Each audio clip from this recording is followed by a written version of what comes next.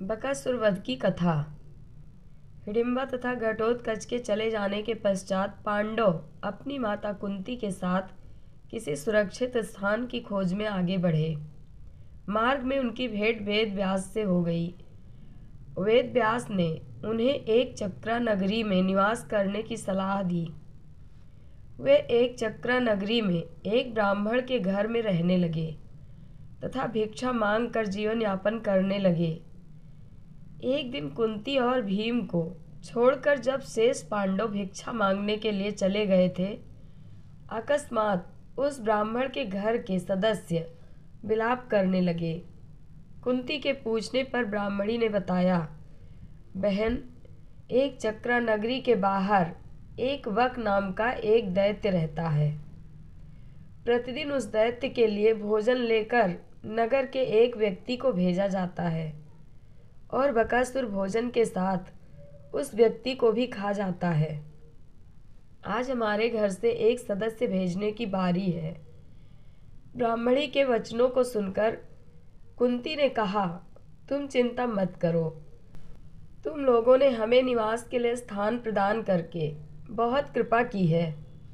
अब तुम लोगों के कष्ट को दूर करना हमारा कर्तव्य है। मैं तुम्हारे घर के सदस्य के बदले अपने पुत्र को बकासुर के पास भेज दूंगी। इस पर ब्राह्मणी बोली, जो मेरे शरणागत हैं उन्हें मैं विपदा में कैसे डाल सकती हूँ। कुंती ने कहा, बहन, तुम तनिक भी चिंता मत करो। मेरा पुत्र इतना शक्तिशाली है कि ऐसे दैत्य उसका कुछ भी नहीं बिगाड़ सकते। कुंती ने भीम को बक दैत्य के पास रात्रि में चले जाने की आज्ञा दी।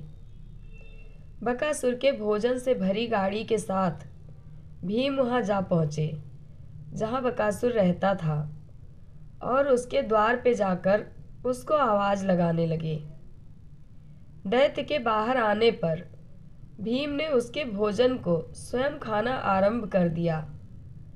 एक मनुष्य को अपना भोजन खाते देखकर बकासुर के क्रोध की सीमा ना रही और वह भीमसेन पर टूट पड़ा।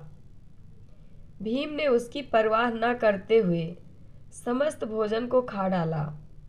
फिर डकार लेते हुए बोले, चलो अब तुझसे निपटता हूँ। तूने तो अनेक मनुष्यों का रक्त चूसा है, आज उसका फल तुझे मिलेगा। इतना कहकर भीम ने उसे उठा लिया और हवा में घुमाकर वेग के साथ भूमि पर पटक दिया। पृथ्वी पर गिरते ही उसके प्राण पखेरु उड़ गए। भीम ने उसके मृत शरीर को एक चक्रा नगर के प्रवेश द्वार पर लाकर लटका दिया। प्रातःकाल जब एक चक्रा नगर के निवासियों ने बकासुर की लाश को द्वार पर लटकते देखा तो उनकी प्रसन्नता की सीमा ना रही। जय श्री कृष्ण। कथा अच्छी लगे तो कमेंट बॉक्स में अपनी राय ज़रूर दें। धन्यवाद।